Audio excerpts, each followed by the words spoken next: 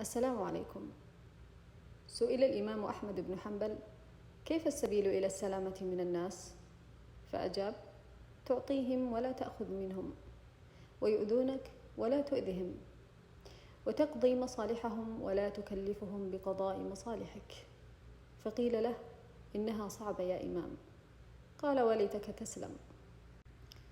أسوأ ما في الأمر يا صاحبي أننا لم نعد نبحث عند الناس عن الغنيمة، وإنما عن السلامة، أن يسدوا إليك أبسط حقوقك، يعني أن يدعوك وشأنك، ولكنك تكتشف أن هذا الأمر مستحيل. إنهم يعيشون في حياتك أكثر مما يعيشون في حياتهم، وينسون أن أنسب مكان لأنوفهم هي في وجوههم كما خلقها الله، وليس في حياتنا كما يرونهم. وإنك والله أحيانا تريد أن تعرف ما الذي يسعدهم لتفعله وتنجو بنفسك، ولكنك يا صاحبي تفشل.